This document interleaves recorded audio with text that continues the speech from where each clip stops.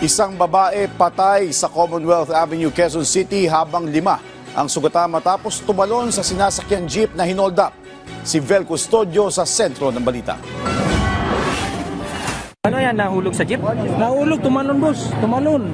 Pati yung isa doon, ang laki ng tama niya. Nakahandusay at tula ng malay ng maabutan ng mga otoridad ang babae sa kalsada ng Commonwealth sa Barangay Holy Spirit, Quezon City. Ang ilang mga pasahero, sugatan matapos magsitalon sa pampasaherong jeep para isalba ang mga sarili sa kawatan. Dead on arrival ang 29 na taong gulang na babae, habang 5 naman ang sugatan na isinugod sa iba't ibang ospital sa Quezon City.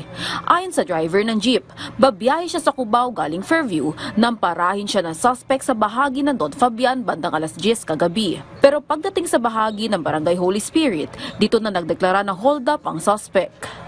Yung mga sakay ko, nataranta na, nagsisigawan na, kumbaga na ano na sila, nervyos na. Ako naman, nakala ko nagbibiruan lang sila kasi magkakilala nga po. Yan ang pagtingin ko rito sa rear mirror ko, nakita ko yung kutsilyo nandito sa kanan niya, nakaganon. Hindi naman nakahawak na ganon, nakaganon lang. Pinapakita lang ba doon sa mga pasar? Kami na ang bag niyo, kami na lahat yung bag niyo. Maging ang kinakasama ng driver, napatalon na sa jeep habang bitbit ang bag na may lawang kita na halos 1,000 piso. Malapit na yung dapper sa likod namin, nakala ko saksak na kami. Kaya nataranta ako, hindi ko alam ang gagawin ko, natatalon talaga ako. Tinangka umanong takasan ng kawatan ang ginawang krimen, pero agad rin siyang naaresto. Sugatan at iika-ika ang suspect matapos kuyugin ng taong bayan. Pagdating namin sa area, nandun na yung mga riders na umabol sa suspect natin.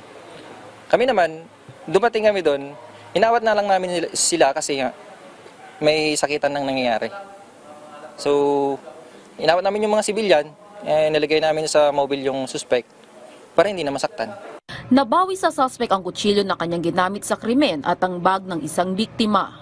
Aminado naman ang suspect sa ginawang krimen. Pag-amin ng kawatan, dati na siyang nakulong noong 2003 dahil sa kasong pagnanakaw. Ito aniya ang 2nd beses na makukulong siya. Ako na pong kasalanan sa pamilya ko. Nuran po akong trabaho. Tama lang bayaran ko ang nagawa kong kasalanan. Kasalukuyang naka-turnover sa Holy Spirit Police Station ang suspect at nakatakdang i-turnover sa Criminal Investigation and Detection Unit sa Camp Karingal. Mahaharap ang suspect sa reklamong robbery with homicide and physical injury.